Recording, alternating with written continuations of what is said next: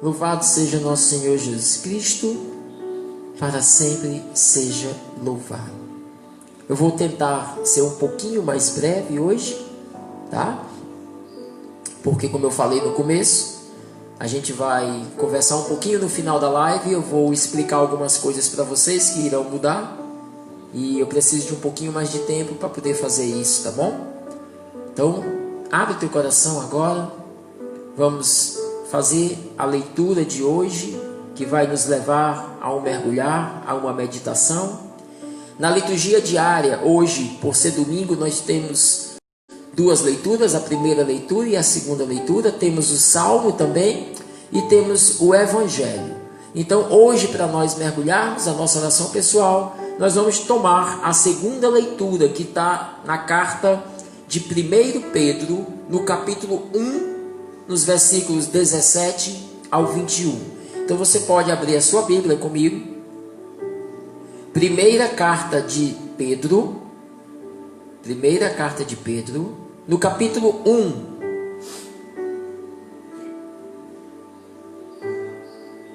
E nós vamos então pegar a partir do versículo 17 em diante. 1 Pedro 1, 17 ao 21. Você que já abriu a sua Bíblia, já está com ela em mãos, aí acompanha a leitura. O Senhor nos diz assim: caríssimos irmãos, irmãs,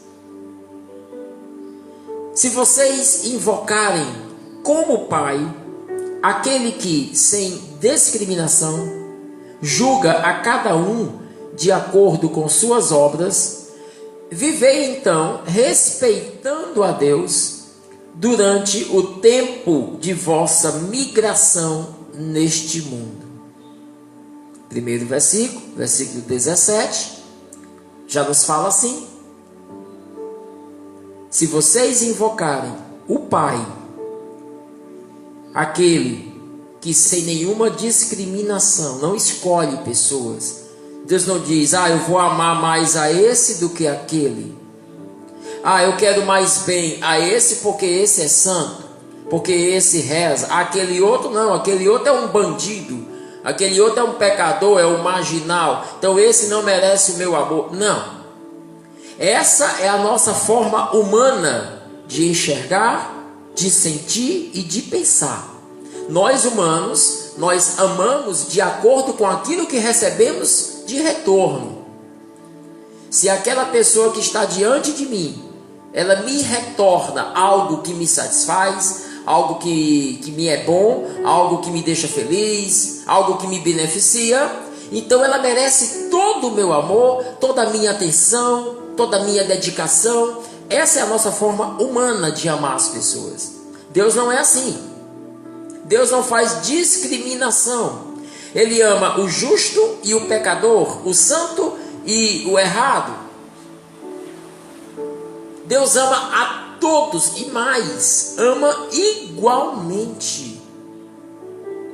Marcelo, então você está querendo dizer que Deus ama do jeito que ele amava Santa Teresinha, do jeito que ele amava Madre Teresa de Calcutá, Irmã Dulce, do jeito que Deus ama a você. Deus ama também aquele serial killer, aquele corrupto lá da política, aquele outro que fez aquilo, aquele pedófilo. Sim, por incrível que pareça, não se escandalize. Do mesmo jeito que Deus ama os santos, do mesmo jeito que Deus me ama e ama você, Deus ama também a todos aqueles que vivem no pecado, mas é na mesma quantidade, no mesmo grau de amor, no mesmo grau de misericórdia.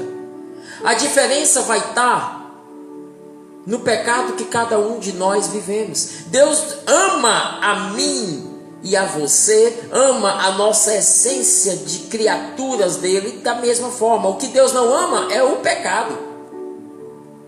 O que Deus não ama é o pecado.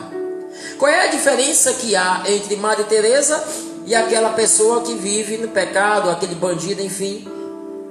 Ambos são filhos do mesmo Pai, de Deus. A diferença está nos atos, nos pensamentos, nas palavras. A diferença está no pecado de um e de outro. Então Deus ama o pecador, mas odeia o pecado que está no pecador. O que Deus não aprova, o que Deus não ama é o pecado e não o pecador. Por isso que Deus faz de tudo para tentar salvar o pecador. De todas as maneiras. E aí às vezes nós nos colocamos numa situação, num pedestal, numa plataforma, aonde nós olhamos para alguém que está cometendo crimes graves, inadmissíveis diante da moral, diante da ética, diante da sociedade, e nós nos colocamos numa posição onde nós dizemos: essa pessoa não merece nem perdão, essa pessoa não merece nem misericórdia, porque ela é uma pecadora, porque essa pessoa comete coisas terríveis. Você lembra daquela outra... A gente deu uma paradinha aqui para poder a gente fazer essa reflexão, continuar o texto. Você lembra daquela outra passagem lá do Evangelho? Daquela mulher que estava sendo apedrejada e aqueles fariseus estavam ali com pedras na mão e trouxeram aquela mulher que tinha sido pega em adultério e disseram: Jesus, essa mulher foi pega em adultério, o que é que a gente faz? A lei manda que a gente jogue pedra nela, porque essa mulher é uma pecadora, porque essa mulher está cometendo coisas terríveis. E é muito interessante que Jesus olha para eles e diz: tudo bem, se vocês não tiverem pecado também, atire a primeira pedra. E eles refletem e vão embora. Nós nos colocamos muitas vezes num pedestal de julgamento, aonde nós olhamos para pessoas que vivem pecado e nós dizemos: esses daí são miseráveis, esses daí são pecadores, esse aí merece, sei lá, uma surra, merece passar o resto da vida na cadeia, merece a pena de morte, merece a condenação eterna. Nós nos esquecemos que nós também somos pecadores, igual a ele. Talvez não estejamos cometendo o mesmo grau, o mesmo nível de pecado que eles estão cometendo, mas nós também cometemos pecados. Nós também, como eles, somos pecadores. Pecadores em níveis de pecado diferentes, mas somos pecadores do mesmo jeito. Eu e eles somos pecadores. O que nos difere é a quantidade, é a qualidade desse pecado em que nós estamos cometendo. Apenas isso. Então, se eu também sou pecador, se eu também sou contaminado, como posso eu me colocar numa posição de juiz contra o outro que é pecador, se eu também sou? Como eu posso querer, nos diz outra palavra do Evangelho, tirar o cisco daquele se eu tenho uma trava no meu olho? E tudo isso eu estou falando só para mostrar que Deus é diferente de nós. Porque nesse primeiro versículo diz: se vocês invocarem ao Pai, aquele que sem nenhuma discriminação julga cada um de acordo com as suas obras. Ou seja, Deus não tem discriminação, não discrimina, Ele apenas vai nos julgar de acordo com o nosso proceder, mas não há discriminação, não há um julgamento partidário, aonde eu digo: eu gosto desse porque esse é bonzinho. Não, Deus ama a todos por igual. Agora, vai nos julgar de acordo com a qualidade, com a quantidade de obras boas ou de obras más que nós venhamos a realizar.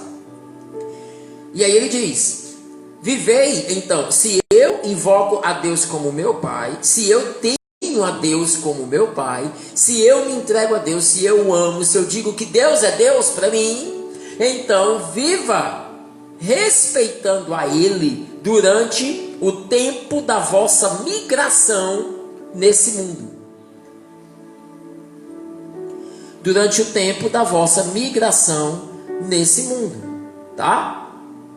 O que é migração nesse mundo? Durante o tempo que nós estamos passando aqui nessa terra, que é provisória, é uma migração. Versículo 18, vamos lá, acompanha comigo, mergulha.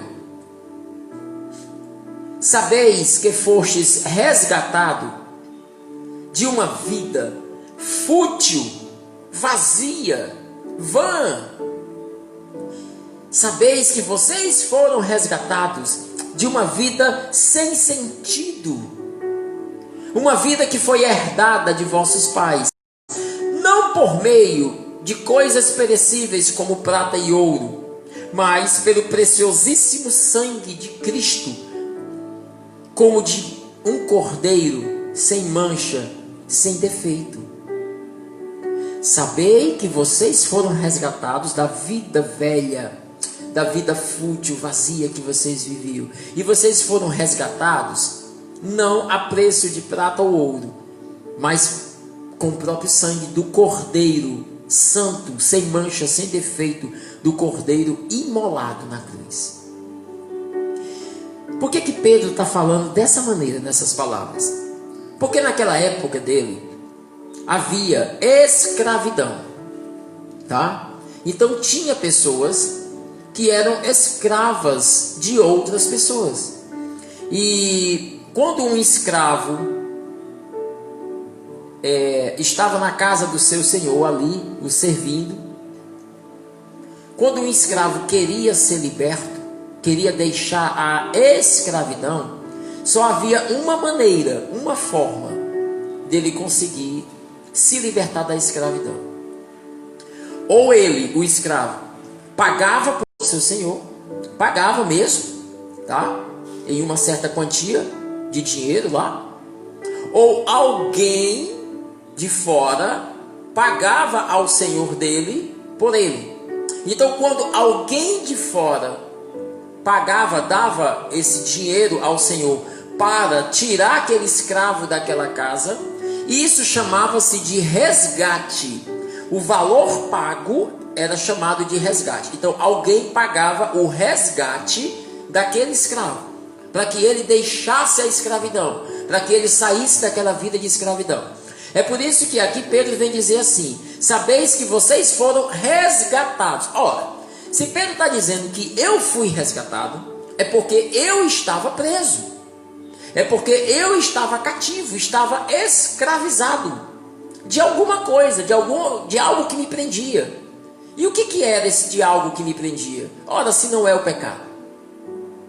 Então o pecado, ele escravizava a minha alma, acorrentava a minha alma. O pecado me tornava cativo, me tornava submisso às suas propostas, às suas ações. Eu era submisso do pecado. Os meus pensamentos, as minhas palavras, as minhas atitudes eram completamente mundanas. Eu falava aquilo que o mundo fala, eu sentia conforme o mundo sente, eu pensava conforme o mundo pensa. E aí Pedro vem nos dizer aqui, né, que não por meio de prata nem de ouro, não foi dinheiro que pagou o meu resgate da escravidão, porque eu não estava escravo de algo físico. Eu não era escravo de uma pessoa, eu era escravo do pecado, que é uma força sobrenatural sobre a minha vida. Então, para haver um resgate sobre algo que está acima das minhas condições, porque o homem, a mulher, ela não teria jamais condições de por si próprio pagar este preço. Ninguém teria condições de pagar o meu resgate e o seu resgate. Porque não é uma pessoa física que nos prendia, mas é uma força sobrenatural. É uma ação que cativava não o nosso corpo somente, mas cativava a nossa alma e o nosso coração. Então não dá para pagar com prata nem com ouro, como nos diz aqui Pedro. E aí o Pai manda Jesus Cristo, seu Filho unigênito, para que com o seu preciosíssimo sangue, ele, como um cordeiro sem mancha, sem defeito, fosse colocado sobre o altar. E o altar aqui representa para nós a cruz do Senhor. A cruz do Senhor se transformou em altar de holocausto. Jesus é colocado sobre a cruz, e a cruz agora aqui é o altar de Deus. E Jesus colocado sobre a cruz é um cordeiro que é colocado sobre o altar. Ele é imolado, ele é ferido, e o seu sangue precioso é derramado sobre este altar. E aquele sangue precioso, ele tem o poder sobrenatural de libertar a força sobrenatural que me prendia, que é o pecado. Somente Jesus Cristo. Somente Deus poderia me resgatar e somente a preço de sangue me libertar de uma força tão grande que nos prende. Ora, isso é tão interessante, queridos, que a gente observa o seguinte: o escravo, olha que coisa interessante, preste bem atenção nessa reflexão. O escravo, quando ele era resgatado, quando alguém pagava o seu resgate, dava a ele uma carta de euforia, e aí essa carta dizia que ele estava livre, ele era agora uma pessoa livre. Então, aonde ele chegasse, se alguém dissesse assim: ah, você é um escravo, ele tirava aquela carta e mostrava: não, eu já fui resgatado, eu não sou mais escravo, agora eu sou, né, como dizia naquela época, agora eu sou um de vocês aqui, estou livre. Acontece que mesmo o escravo, sabendo que estava livre, mesmo o escravo sabendo que tinha sido resgatado, que alguém tinha pago por ele, você me acredita que esse escravo, ele ainda guardava em si os traumas do seu período de escravidão? Então ele tinha medo, ele tinha insegurança. Muitas vezes esse escravo tinha até atitudes de escravo, mesmo sendo livre, mesmo já não precisando mais ser daquela maneira. Muitas vezes ele tinha certas atitudes de escravo. Agora ele poderia chegar, sentar na mesa da sala e comer com todo mundo por igual. Mas ele continua comendo lá na cozinha, ele continua comendo lá no quintal. Porque na época que ele era escravo, ele não sentava na mesa e comia com todo mundo junto. Não, ele comia isolado, ele não tinha direito de comer com todo mundo. Agora ele é livre, agora ele não é mais escravo, mas ele ainda continua fazendo coisas de escravo. Porque ele traz em si cicatrizes, marcas do período da sua escravidão. Ora, se nós também não somos assim, éramos escravos do pecado, Jesus derrama o seu sangue em forma de holocausto no altar da cruz. E com o seu sangue preciosíssimo paga um preço impagável. Um preço que ninguém poderia pagar. Que nenhum objeto nesse mundo, nem prata, nem ouro, nem o metal mais precioso teria condições de pagar a dívida que nós tínhamos com o pecado. E Jesus paga. E Jesus nos liberta do pecado. Jesus nos livra da escravidão. Hoje, eu e você somos livres. Nós temos uma carta que nós podemos apresentar na cara do diabo e dizer: eu sou livre. Esta carta é a cruz do Senhor. Quando você apresenta a cruz do Senhor para Satanás, você está dizendo: não me condenes mais, porque eu sou livre. Aqui está a minha carta de liberdade. Acontece, queridos, que mesmo sendo livres, mesmo cada um de nós já sendo libertos do pecado, muitos de nós ainda continuamos a viver resquícios, lembranças, cicatrizes da nossa vida de escravidão. Hoje livre sou, hoje eu sou livre em Deus, mas eu ainda lembro da época que, como escravo eu era, eu gostava daquelas músicas, sei lá, eu gostava daqueles lugares. E aí quando eu lembro daquilo que eu fazia, daquelas festas que eu ia, eu me lembro que na época que eu era escravo do pecado, eu bebia até 5 horas da manhã, virava à noite, chegava em casa embriagado. Eu me lembro que quando eu era escravo do pecado, eu usava drogas, eu me dopava. Eu me lembro que quando eu era escravo do pecado, eu andava de motel em motel, ficava com uma, ficava com outra, fazia isso, assistia filmes pornográficos, via coisas na internet, na televisão, no celular. Eu me lembro da minha vida como é que era. Hoje eu sou livre de tudo isso, Deus me libertou pelo seu sangue na cruz. Mas essas coisas me trazem saudade, me trazem lembrança Ora, se também não é muito parecido, por exemplo, com o povo no Egito, o povo do Egito que foi liberto por Moisés. Quem pagou o preço da liberdade, do resgate do povo no Egito? Moisés. Moisés vai lá, liberta o povo do Egito, o povo que vivia na escravidão do faraó. Todo dia reclamando, murmurando, a gente não aguenta mais viver essa escravidão. Deus manda Moisés, liberta o povo. O povo vai para o deserto com Moisés. Quando chega lá no deserto, o que é que o povo faz? Começa a ter saudades da vida que levava no Egito. Ah, Moisés, poxa, pelo menos no Egito a gente comia cebola. Ah, Moisés, lá no Egito pelo menos a gente amassava o barro, mas sei lá, a gente tinha à noite uma casa para estar, para fazer isso, aquilo, outro. A gente morria de fome, mas pelo menos a gente comia um pedaço de pão seco. Aí Deus vai e manda maná do céu, um pão do céu, que cai do céu. Quando eles colocam na boca, eles sentem o gosto daquilo que eles quiserem sentir, sobrenatural. Deus dá a sobrenaturalidade àquele povo. Deus manda cordonizes, que são aves, para o povo comer carne, que nunca comiam no Egito. Era a coisa mais difícil do mundo, tomavam sopa de cebola. Aí com o tempo o povo começa a reclamar também. Ah, não, esse maná ninguém aguenta mais, essa carne. Queridos, nós somos assim. Nós somos um povo liberto, livres, mas com saudade da escravidão. Que coisa! E é isso que nos fala aqui, o versículo 18 e 19. Fomos resgatados da nossa vida fútil, fomos resgatados da nossa vida velha, fomos libertos daquela vida infame que nós vivíamos, sem sentido. E fomos libertos pelo sangue de Cristo, não com ouro e prata, mas pelo sangue do Cordeiro imolado sem defeito.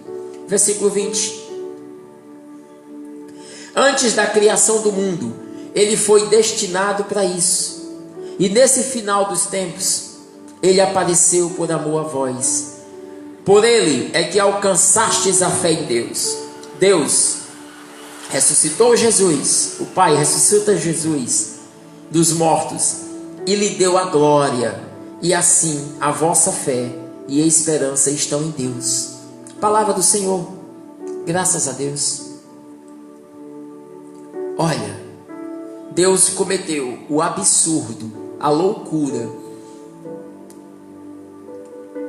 de, mesmo sendo Deus, Criador, o autor de todas as coisas criadas do universo inteiro, o próprio Deus se encarnar, assumir a postura de humano. Olha a loucura de Deus, para poder estar no meio de nós, entre nós, para nos trazer uma palavra de orientação. Deus se transforma em um homem, que é a criatura. Para quê? Para poder estar bem pertinho de nós e poder dizer assim: meus filhos, vocês ainda são escravos do pecado, mas vivam assim, assim, assim, assim, façam assim, vão por ali. A palavra dele está aqui. Está aqui. A escritura é a orientação, os evangelhos é aquilo que o próprio Deus, encarnado na forma humana, veio ficar conosco e falar para nós, para nos orientar como viver uma vida longe do pecado. E aí depois que ele passa um tempo falando dessa palavra para nós, ele vai, chama os seus apóstolos, chama os seus discípulos e diz: agora é o seguinte, chegou um grande momento, agora que vocês ouviram, agora que vocês têm o tutorial, o roteiro de como viver uma vida longe do pecado, está aqui, deixei para vocês o evangelho. Agora vem o grande final, que é o quê? Agora eu vou libertar vocês, porque até então não estavam libertos. Ouviram como viver uma vida nova, mas ainda não podiam viver essa vida nova.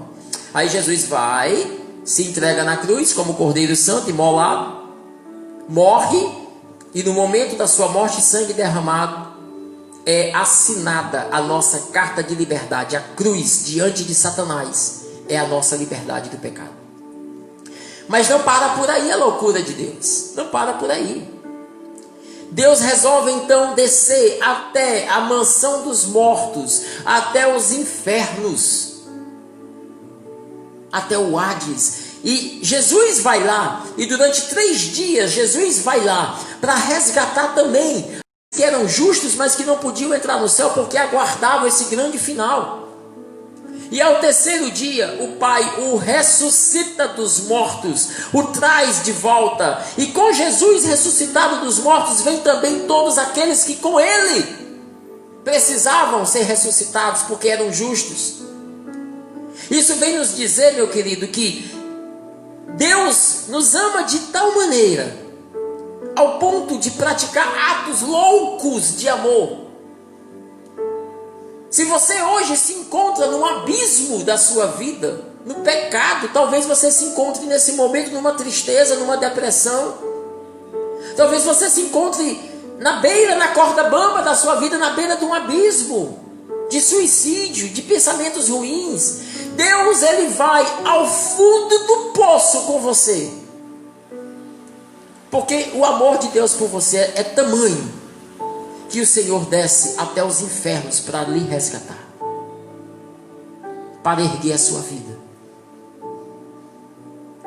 E mais, se preciso fosse, Ele faria tudo novamente, morreria de novo, e de novo, e de novo, e de novo. E quantas vezes fosse preciso, o Senhor morreria e sofreria todas as dores novamente, para salvar você e para fazer com que você entendesse que Ele te ama, e porque Ele te ama, Ele não quer te ver mais escravo, escrava do pecado. Você é livre em Deus. Você não é mais escravo. Hoje você tem a liberdade. Viva essa liberdade. Viva como uma pessoa livre. Não permita mais que a saudade da escravidão domine o teu coração. Não permita mais que as lembranças da tua vida de escravo, quando tu eras escravo do pecado, não permita mais que estas lembranças venham seduzir o teu coração, te fazer voltar a viver essa vida velha que você vivia, essa vida fútil. Hoje você é livre para viver uma vida nova, lavada, purificada e salva pelo sangue de Jesus Cristo. Amém? Toma posse dessa palavra. Toma posse dessa verdade agora. Feche os teus olhos agora. Por favor, em nome de Jesus, feche os seus olhos e seja grato àquele que pagou o teu resgate. Olha para Jesus agora nesse momento. Olha para Ele com os teus olhos fechados agora. Olha para Jesus na cruz, que é a tua carta de liberdade. Olha para Ele e diga assim: meu Salvador, você me resgatou, você pagou o meu resgate. Enquanto eu era escravo do pecado, agora eu sou livre. Porque tu pagastes com o teu sangue, com a tua vida. Pagastes aquilo que ninguém nesse mundo poderia pagar. Pagaste de forma sobrenatural, a força sobrenatural que me prendia. E hoje, Senhor, eu sou livre para viver em Ti, para viver essa liberdade. Eu já não preciso mais ser influenciado pela concupiscência. Eu já não preciso mais, Senhor, ser influenciado pelas forças do pecado da minha vida. Eu aparto. Hoje eu me decido, Senhor, a ser não mais escravo, mas ser liberto em Ti, completamente liberto em Ti, Senhor. Hoje eu não quero mais, eu renuncio a todo o meu passado, a toda a minha vida velha, fútil que eu vivia no passado, Senhor. Eu renuncio agora. Diga isso para Deus agora, olhando para a cruz dele, olhando para a tua carta de liberdade. Diga: Senhor, eu renuncio agora a todo um pecado e a todas as suas influências, a todos os pensamentos, aos lugares, às palavras, ao meu jeito de ser antes de te conhecer, Senhor. Eu renuncio agora às cicatrizes da escravidão. Eu renuncio agora às correntes que me prendiam, Senhor. Eu renuncio agora a tudo que me tornava cativo. Eu renuncio, Jesus, agora na minha vida a toda a ação do pecado em mim, a todo ressentimento, a toda mágoa, a todo ódio, a todo sentimento de raiva, de vingança que eu tinha, Senhor, a toda altivez, a todo orgulho, a toda presunção, a toda impaciência, a toda vontade de brigar com as pessoas. Senhor, eu levava uma vida que eu não aguentava nada, Senhor, nada. Como diz a palavra, eu tinha o sangue à flor da pele, Senhor. E qualquer coisa que diziam comigo, eu voava no pescoço das pessoas, eu gritava. A vontade que eu tinha era de esganar. Eu era assim. Mas eu não sou mais cativo, Senhor, desses pensamentos, desses sentimentos. Hoje eu sou livre pela tua cruz. E agora eu tomo posse dessa liberdade na minha vida. Tomo posse, Jesus. Diga para ele agora: eu sou livre em ti, Senhor. Amém. Amém. Amém. Assim seja. Amém. Louvado seja nosso Senhor Jesus Cristo. Para sempre seja louvado. Queridos, que palavra é essa, meu irmão? Que palavra linda. Essa palavra de Deus para as vidas.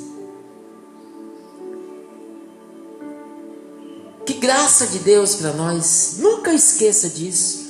A partir de hoje, todas as vezes que você olhar para a cruz do Senhor, entenda que ela é a sua carta de liberdade. Você não é mais escravo, porque Ele já pagou o teu resgate. Louvado seja Deus. Para sempre seja louvado.